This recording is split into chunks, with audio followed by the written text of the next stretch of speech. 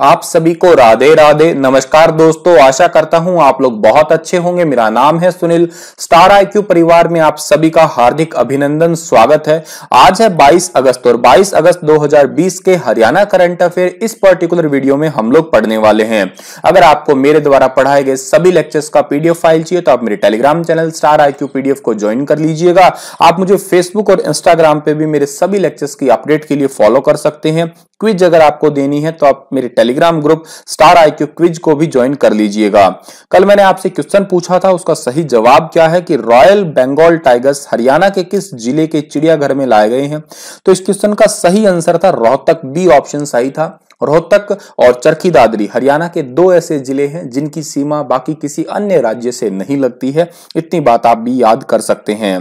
स्वास्थ्य मंत्री अनिल विज ने हरियाणा में कब से साप्ताहिक लॉकडाउन लागू करने का फैसला किया है। तो स्वास्थ्य मंत्री अनिल विज ने हरियाणा के अंदर साप्ताहिक लॉकडाउन 22 अगस्त यानी कि आज से ही लागू करने के लिए निर्णय ले लिया है। ये क्यों लिया है सर? क्योंकि हरियाणा के अंदर कोरोना वायरस के केसेस जो हैं वो बहुत ही तेजी से बढ़ रहे हैं। इस वजह से ये वाला निर्णय जो है वो लिया गया है। और साप्ताहिक है यानी कि आज और कल सैटरडे और संडे सभी की सभी दुकानें बंद रहेंगी। केवल जरूरी चीजों की दुकानों को छोड़ के, जैसे सब्जी है, फल है और दूध है, इन्हीं दुकानों को छोड़ के बाकी सभी मार्केट्स, दुकानें, ऑफिस सब कुछ जो है वो बंद रहने वाला है। ये याद रखिएगा आप लोग। और जो अनिल विज हैं ये होम मिनिस्ट्री इन्हीं के पास में ही है। अर्बन और local bodies department, health department, medical education research, Ayush department, technical education और साइंस एंड टेक्नोलॉजी, ये डिपार्टमेंट इन्हीं के ही पास में है, आप याद कर लीजिएगा। चलिए बढ़ते हैं आगे। और अगला क्वेश्चन हमारा क्या है कि हाल ही में सीएम मनोहर लाल ने हरियाणा में कितने नए मॉडल संस्कृति स्कूल खोलने की मंजूरी दी है। ये क्वेश्चन आपको हो सकता है थोड़ा सा समझने को मजबूर कर दे, या हो सकता है थोड़ा सा समझते टाइम परेशानी भी ला दे, क्योंकि इस क्वेश्चन को ऑलरेडी मैंने ऐसे ऐसे 2 बार पढ़ा दिया और आज तीसरी बार पढ़ा रहा हूं। चलिए मैं आपको थोड़ा सा डिटेल से बताने का प्रयास करता हूं। हरियाणा के अंदर अब तक गवर्नमेंट डेटा के अकॉर्डिंग बात करें तो 20 संस्कृति मॉडल स्कूल हैं। ठीक है, अच्छा 20 हैं तो थोड़े दिन पहले घोषणा हुई थी कि 104 जो हैं और नए खोल दिए जाएंगे, लेकिन अब जो 104 को काट दीजिएगा, अब 108 नए खोलने की घोषणा हुई है। ठीक है, अब इसे बदल दिया गया, 108 नए खोलने की घोषणा हुई है। तो 20 के अंदर आप अगर 108 जोड़ेंगे या 108 प्लस में 20 जोड़ेंगे आप, तो कितने स्कूल हो जाएंगे? टोटल 128। मैंने आपको सबसे पहली बार कहा था 126 संस्कृति स्कूल खोलने की जो है घोषणा हुई है, लेकिन अब इसे बदल के टोटल 128 संस्कृति मॉडल स्कूल खोलने की जो है वो घोषणा हुई है।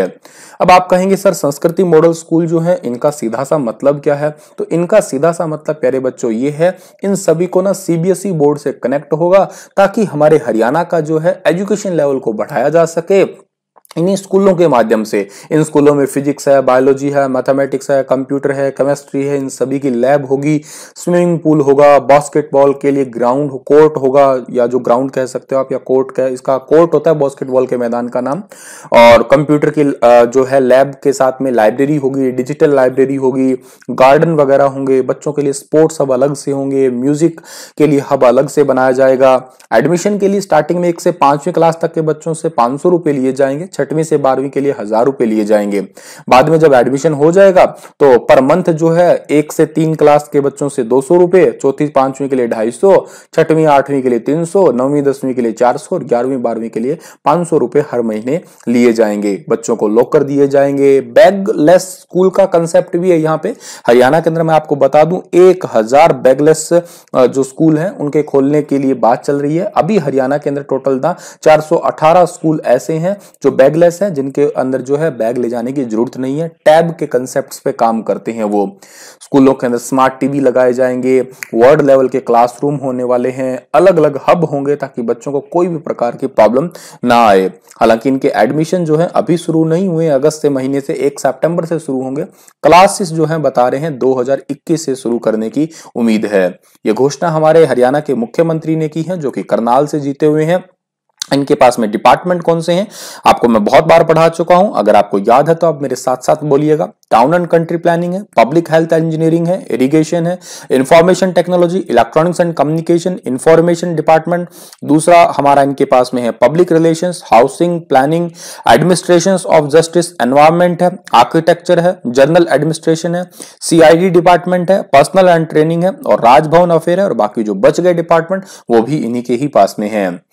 आगे बढ़ते हैं और अगला क्वेश्चन हमारा है कि राष्ट्रीय स्तर पर 1 से 10 लाख तक की आबादी वाले शहर के स्वच्छ सर्वेक्षण 2020 में हरियाणा का कौन सा जिला जो है वो उत्तर भारत में प्रथम रहा है। कल जो हमने क्वेश्चन पढ़ा था उससे थोड़ा सा डिफरेंस क्या है इसके अंदर, आज हम ये पढ़ रहे हैं कि राष्ट्रीय स्तर पर मतलब पूरे भारत के लेवल पे 1 से 10 लाख तक की आबादी वाले शहरों के स्वच्छ सर्वेक्षण में करनाल जो है ना वो हमारे पहले स्थान पे रहा है, उत्तर भारत में पहले स्थान पे रहा है।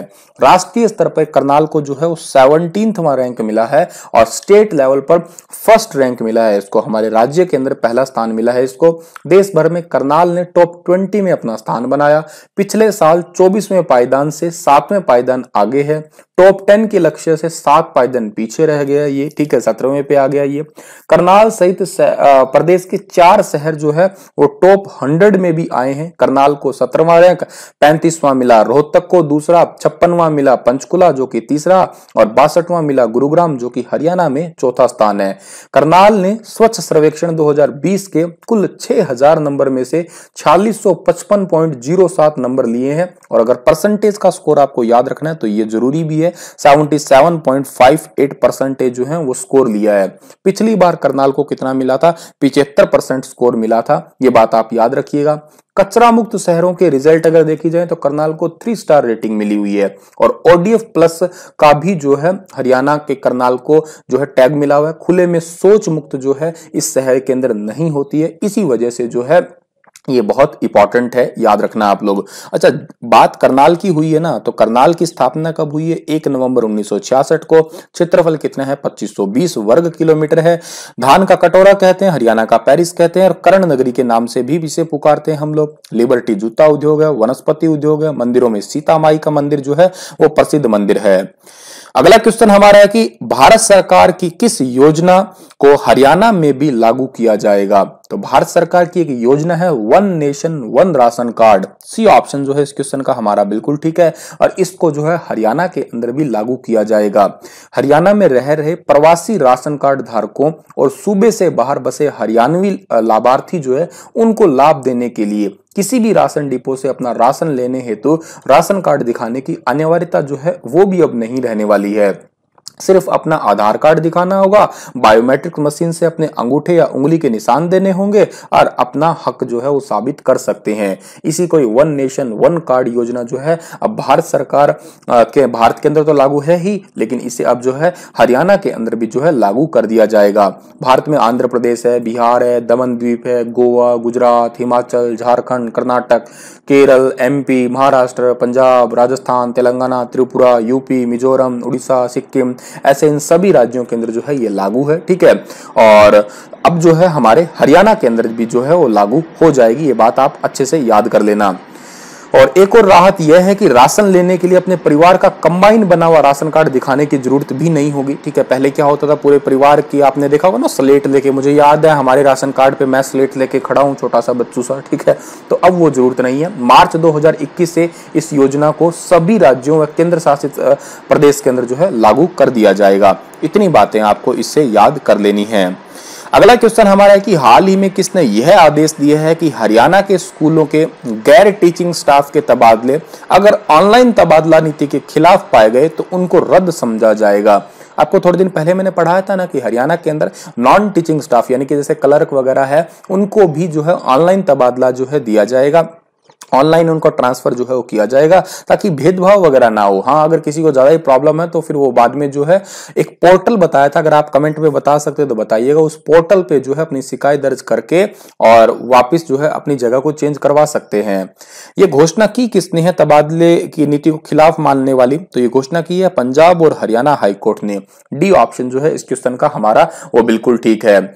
हरियाणा के अतिरिक्त मुख्य सचिव और स्कूल शिक्षा को 17 सितंबर के लिए नोटिस जारी कर जवाब तलब किया है और उच्च न्यायालय में दाखिल की गई याचिकाओं में 7 व 14 अगस्त के तबादले आदेश जो है रद्द करने की मांग की गई है।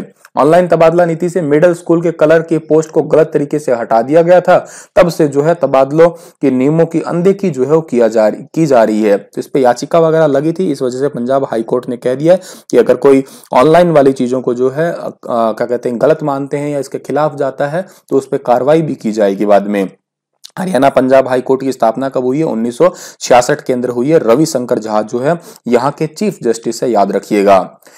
हरियाणा का ऐसा कौन सा गांव है जहां आज तक कोई FIR दर्ज नहीं हुई है? बहुत इंपॉर्टेंट क्वेश्चन है और बहुत ही इंटरेस्टिंग सा क्वेश्चन है। ये आंसर है इसका गोविंदपुरा, सी ऑप्शन सही है। ये गोविंदपुरा गुरु गोविंद सिंह जी की जो है नाम पे ही इस गांव का नाम पड़ा हुआ है। ये गोविंदपुरा कैथल जिले का गांव है, याद रखिएगा आप लोग, कैथल जिले का गांव है। गुरु गोविंद सिंह जी की एक वाणी है, दे शिवा वर मोहे इहे शुभ कर्मन से कबहू न टरूं न डरूं, अरिसो जब जाए लरूं, निश्चय कर अपनी जीत करूं। बहुत ही इंटरेस्टिंग है, जब मैंने इस वाणी को पढ़ते हैं तो यूं पूरी बॉडी में एक रोमांच सा आता है और इसी वाणी को सफल करते हुए यूं समझिएगा इस गांव, छोटे से गांव के अंदर जो है इसको बड़े कामों की वजह से जाना जाता है। सेना में जो है यहाँ के बहुत सारे लोग गए हुए हैं। गोविंदपुरा सौहार्द और भाईचारा की मिसाल भी समझिएगा आप लोग, आत्मनिर्भरता की मिसाल भी है। गोविंदपुरा की सबसे खास बात यह है कि यहाँ पे आज तक कोई FIR जो है वो दर्ज नहीं हुई है। यह गांव 1965 में बसा था और यहाँ तक इस गांव में कोई भी जो है विवाद अगर होता भी है तो पंचायत लेवल पे ही जो है वो निपटारा हो जाता है। इसी गांव की यही सबसे अच्छी बात है। साफ सफाई का भी विशेष ध्यान रखा जाता है, ठीक है। ज्यादातर लोग यहाँ पे खेती कार्य ही किया करते हैं। इस गांव का सूरत हम लोग देख लेते हैं, इस तरीके से गेट वगैरह भी यहाँ पे बना हुआ है। कैथल जो है, कैथल को हम लोग नवग्रह कुंड की वजह से छोटी काशी कहते हैं हरियाणा में, याद रखिएगा आप लोग, ठीक है। और कैथल के फरल गांव में फाल्गु का मेला भी लगता है। चलिए अगले क्वेश्चन की ओर बढ़ते हैं हम लोग। तो हरियाणा में कोरोना संक्रमितों के लिए लगातार बढ़ रहे ग्राफ के बीच किस मंत्री ने खुद को होम क्वारंटाइन कर लिया है? तो ये होम क्वारंटाइन कर लिया है मनोहर लाल खट्टर ने, ठीक है। मैं तो कोनी जाऊं बाहर, ठीक है भाई, की हो जो चाहे बाहर गोली चालो, चाहे बाहर दुनिया मर जो, मैं तो बाहर कोनी जाऊं तो कोनी जाऊं, ठीक है। इन्होंने अपने आप को होम क्वारंटाइन कर लिया है, ठीक है। बड़ंजो दुनिया न आग लगो दुनिया के, आपा तो अंदर ही रहेंगे। हाल ही में हरियाणा के किस मंत्री ने साक्षी मलिक के द्वारा राज्य सरकार से नौकरी न मिलने के दावे को खारिज कर दिया है? साक्षी मलिक ने जो है दावा किया था कि मैं इतना अच्छा पदक जीत के आई हूं या मैंने देश का नाम रोशन किया, फिर भी मुझे कोई नौकरी नहीं मिली है। लेकिन इस दावे को खारिज कर दिया है अनिल विज ने, हरियाणा के गृह मंत्री ने। इन्होंने कहा है कि ओलंपिक कांस्य पदक विजेता साक्षी पहलवान जो है और इसको इनका जो है दावा बिल्कुल गलत है। और इन्होंने ये कहा था कि अब तक मुझे ना तो कोई जमीन मिली है ना कोई नौकरी मिली है, और मैं पहले खेल मंत्री और मुख्यमंत्री से मिली थी लेकिन मुझे कोई भी आश्वासन जो है वो अच्छा से नहीं मिला। लेकिन जो अनिल विजय उन्होंने कहा है कि हमने 2.5 करोड़ रुपए का चेक दिया है भाई, ठीक है। और पहली बार किसी खिलाड़ी के अनुरोध पर दोनों कोचों को भी जो है सम्मानित किया है, उनको 10-10 लाख रुपए दिए हैं। आप कमेंट में बताइए इनके कोचों के नाम क्या था। और दूसरी बात क्या है, इनको नौकरी के लिए पेशकश दी थी लेकिन उन्होंने कहा कि ऑलरेडी रेलवे में है तो रेलवे में ही ये प्रमोशन लेके वहीं पे ही काम करना चाहेंगी, ठीक है। अनिल विज, मैं आपको बता दूं कि अभी हरियाणा में स्वास्थ्य मंत्री, लेकिन 2014 से 2019 तक ही हरियाणा का जो खेल वाला डिपार्टमेंट है वो संभाला करते थे। चलिए अगला क्वेश्चन हमारा क्या है? अगला क्वेश्चन है हमारा, हरियाणा के किस जिले में सरकारी नक्शे के अनुसार ही फ्लैट और मकान जो है वो बेचे जा सकेंगे? तो ये सरकारी नक्शे के अनुसार गुरुग्राम में ही फ्लैट और मकान जो है बेचे जा सकेंगे, ये घोषणा हुई है, ठीक है, गुरुग्राम के अंदर। सी ऑप्शन जो है इस क्वेश्चन का हमारा वो बिल्कुल ठीक है।